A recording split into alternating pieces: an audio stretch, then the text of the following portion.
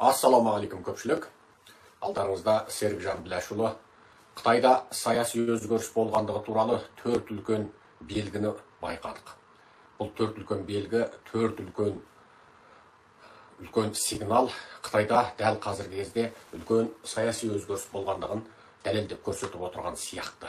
Бірақ Қытай билігінің өте жабық саясат ұстанатын ел болуына байланысты ресми ақпараттарда ешқандай хабар-ошар болмағандықтан біз тек осының барлығын өзіміздің болжамымызға сүйене отырып айтамыз. Ендеше бізбен бірге болыңыздар. Енді осы төрт үлкен саяси белгіні сіздерге жіктеп түсіндіріп берейік. Біріншісі, мынау Қытайдың орынбасар төрағасы Ван Чишан оңтүстік Корейдің президентімен кезікті. Бұл өте қалыпсыз құбылыс. Әдетте оңтүстік Корейге олар орынбасар министр дәрежеліден жоғары кадрларды жібермейді. Лауазымды тұлға ретінде кездесу анау тек олар келіп кездескенде болады, бірақ барып кездесу өте жаңағы саяси мынау солтүстік Корейменен дау тудырады. Тіпті оңтүстік Корейге жіберетін бас елшінің дәрежесі департамент дәрежесінен сәл ғана жоғары болады.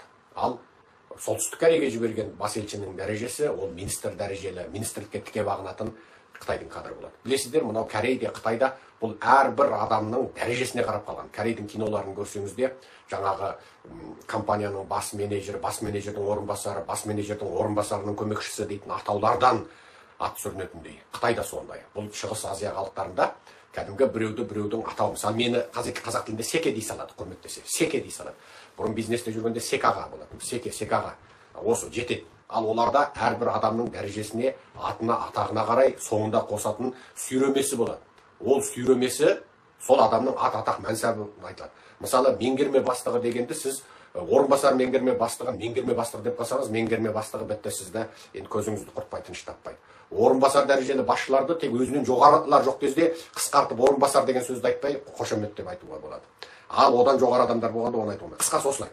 Ал міне оңтүстік Корейге жіберетін министр дәрежелі, яғни министрлікке бағынатын, министр емес, бірақ категориясы министрлік деңгейіне көтерілген басшыны жібергендік үшін баяғыда солтүстік Кореймен үлкен даудам айтылған. Солтүстік Корей, сен неге оңтүстік Корейге мұндай жоғарғы лауазымды адамды бас елші қылып жібердің, ендеше біз Тайваньмен қарым-қатынас орнатамыз деп, сонымен Қытай мен солтүстік Корейдің ортасында дау туып, ойбай әкетай көкетай деп, соны дүгенбай миллион астық беріп барып тыныш тапқан болатын. Яғни оңтүстік Корейге бас елші қылып жіберетін адамдар және кездесетін орын міндетті түрде жаңағы солтүстік Корейден дәрежесі төмен болып отыру керек. Бұл солтүстік Корейдің саты. Ал бірақ бұл жолы қызық. Қытайдың орынбасар төрағасы Ван Чишан барып кезікті. Бұл бірінші сигнал. Екінші сигнал.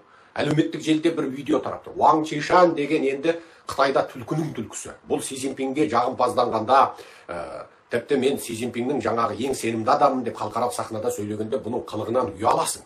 Кәдімгі ұяласың.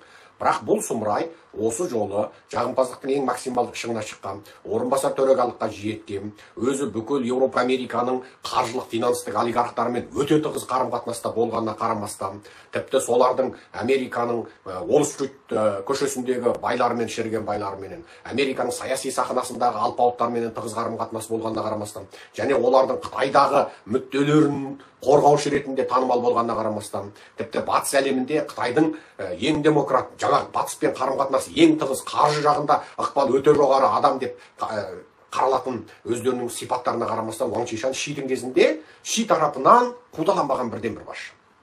Ши әдетте батыспен қаржылық қарым-қатынасы түгілі саяси қарым-қатынасы бардың біреуін аман қалдырмай түрмеге тықты. Ал Ван Чишан аман қалды. Және ол аман қалғанымен қоймай, батыспен өзінің қарым-қатынасын сақтап отырды. Қаржылық және саяси. Және Қытайдың орынбасар төрағасы деңгейіндегі қызметке жетті. Түрмеге тығылған жоқ. Енді осы адам жағымпаздықта шегіне жеткен. Батыс пен Қытайдың ортасында екі жаққа да жағып жүрген.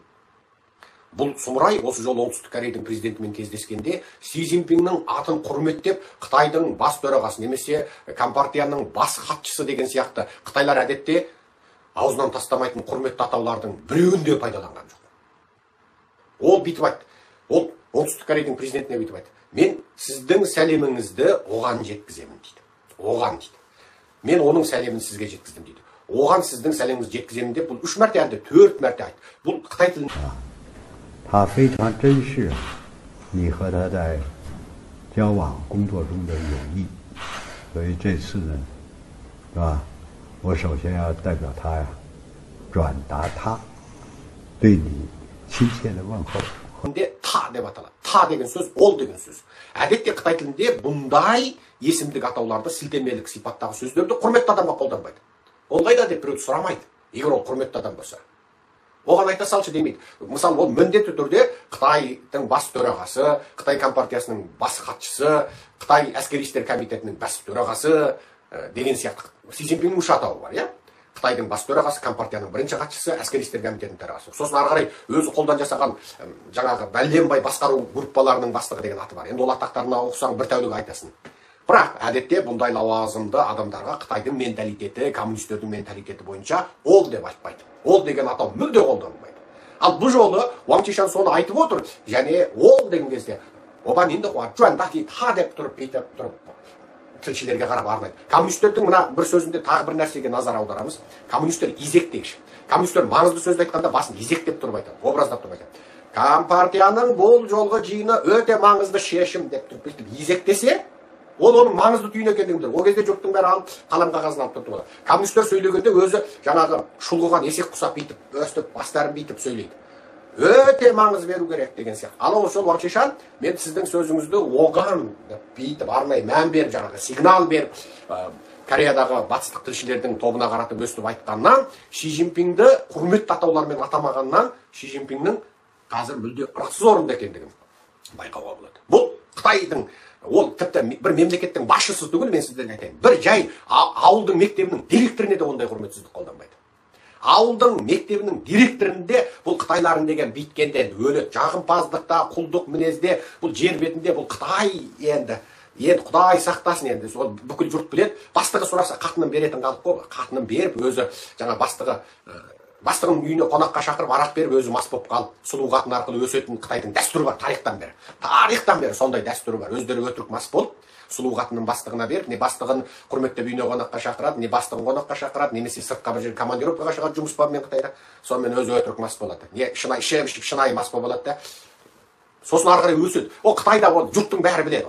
Жоғарғы жақта жүрген, үлкен бизнесте болған, үлкен саясатта болғандардың бәрі біледі.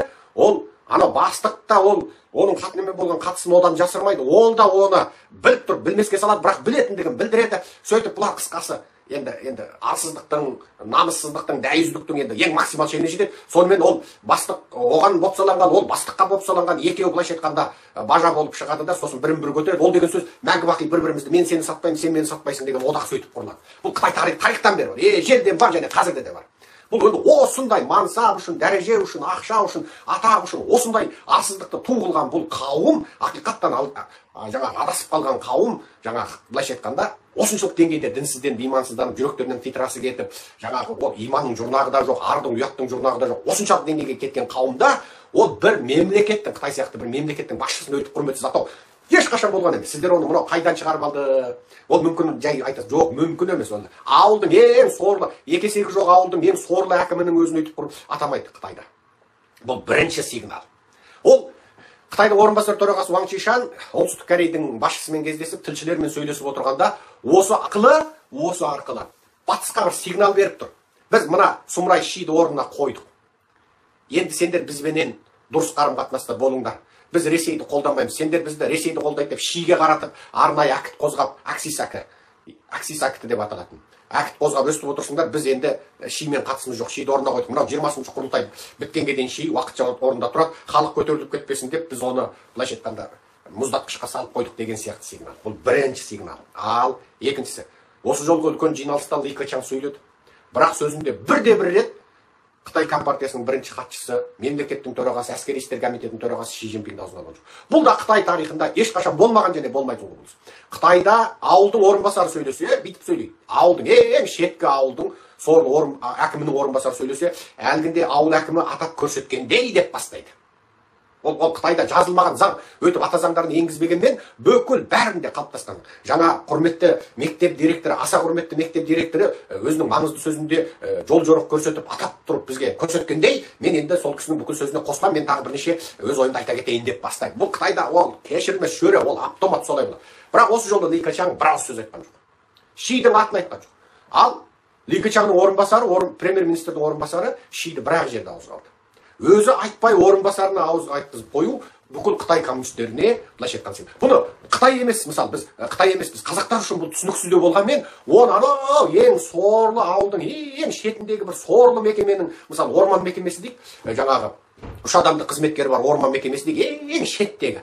Сол 3 адамдық қызметкері бар орман мекемесінде біреуі орман мекемесінің партия комитетінің бірінші хатшысы, екеуі орман мекемесі партия комитетінің орынбасар басшысы болған осындай адам болатын болса, солар да түсінді. Ең сорлы ауылдың ең сорлы мекемесінің басшыларына дейін түсінді. Бұл екінші мысал. Енді үшінші мысал, бейресми әлеуметтік желілерде Пекинді қоршап тұрған Хэби өлкесінің, Хэби провинциясының Баудин қаласынан Пекинге қарай доңғалақты танкілер кіргендігі туралы айтылып жатыр. Доңғалақты танк. Кәдімгі шынжыр табанды танктер емес, доңғалақты танк. Ал бұл қала Пекинді қорғайтын орталық әскери істер комитеті емес, кәдімгі президент пен премьер-министрге бағынатын ерекше әскери қосын. Бұл Қытайдың әскери істер комитеті немесе Қытайдың қорғаныс министрі немесе қаруды басқаратын басқа мекемелер Қытайда саяси өзгеріс жасауының алдын алу үшін Қытайда тек бас хатшы және бірақ бас хатшының өзі премьер-министрдің бұйрығымен ғана Пекинге кіруге бұйрық беретін арнайы әскери мекеме бар. Солар Пекинге кіріп жатыр екен. Ал бұл жерде олар шынжыр табан трактор емес, кәдімгі доңғалақты танктер. Шынжыр табан танктер емес, доңғалақты танктер.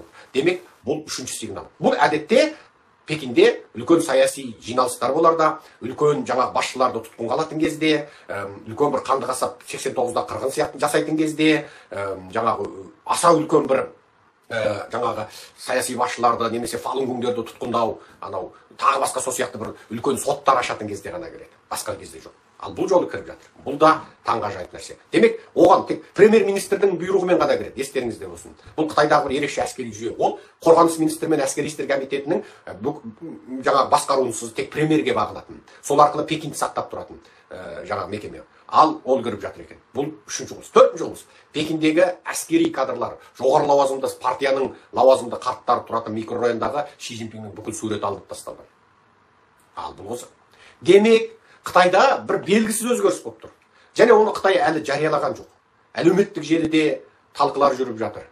Тіпті кеше түндегі мен сөйлеген лекциямда кеше өзім Вашингтонның алыс бір шетіне барып қыдырып қайттым.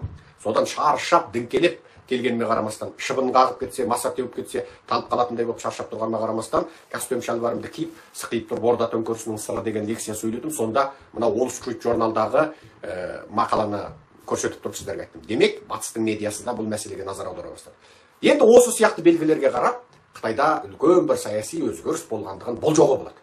Бірақ бұдан тағы бір нәрсені қайталап тұрып айтамын. Қытайда компартия құлайды екен деп қалмаңыздар. Біз 2020 жылғы лекцияларымызда айтатынбыз. Қытайда саяси өзгеріс болса, ол кезде Тікебайдың тура тепкісінің күшейіп тұрған кезі, Қытайда бүкіл қаржылық қыспаққа алып жатқан кезі. Сол кезде айтатынбыз, егер Қытайда саяси өзгеріс болса, ең кереметі компартия тасталқан болып, Қытай мемлекеті бөлшектеніп кетсе, ең керемет болады. Екіншісі, компартия тасталқан болмай, орнына басшы ауысса, бұл ең жаманы. Яғни компартия орында қалады, тек орнына басқа бір ақылдырақ, зымиянырақ, арамзарақ сұмырай келеді. Болды, екі.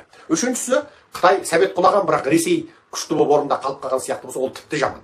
Онда өтірік демократия орнайды. Совет құлағаннан кейін орнында қалған Ресей өтірік демократияны сақтады. Бірақ бәрібір имперлік, шовинистік, жауыздық жүйе ауысқан жоқ. Ал ең кереметі Қытайдың тасталқан болып бөлшек болғаны. Тіпті керек десе ол жердегі барлық жаңағы Қытай жаулап алған халықтардың егемендік алғаны. Бұл ең керемет жоба болады. Ал енді қазір Қытайлар сол Си Цзиньпинді ғана тақтан тайдырған, бірақ қаржылық және саяси олигархтардан құралған, ең бай коммунистерден құралған, бірақ коммунистік режимнен ешқашан бас тартпайтын саяси қаржылы мүдделі топтар Дeng Xiaoping және Jiang Zemin замандағы сияқты Қытайды ары қарай жалғасты басқарып, өздері сол іріп шіріген өмірлерін аман сақтап қалмақшы. Негізі Ши Цзиньпинді қатты жақсы көретін. Себебі ол осы сұмырай Қытайды билеп тұрғанда Қытайды құртпай тынбаушы еді. Бірақ енді бұның орнына ақылдырақ, оқыған, сауаттырақ, арамза зымиян біреу келетін ұқсап тұр. Иә, барлық болашақты бір ғана жаратушы біледі, ғайыпты болжау біздің қолымызда емес, болжай да алмаймыз, болжаудың өзі күнә. Ал Қытай дәл қазір үлкен бір саяси жол айрығында тұр, ертең не болады, бір ғана жаратушы біледі. Бірақ қалай болмасын, біздің қызығатынымыз ол жерде жасап жатқан өзінің ата-бабасының ежелгі ата қонысында жасап отырған 5 миллион қазақ. Қытай бізге сонысымен ғана қызық. Және ол қазақтың көршісі болғанымен қызық. Сол 5 миллион қазақтың амандығы біздің жатсақ тұрсақ уайымымыз сол. Одан басқа Қытай бізге қызық емес. Жақсы, аман сау болыңыздар. Құрметпен Серікжан Біләшұлы. Бөлісіп таратып тастауды ұмытпаңыздар.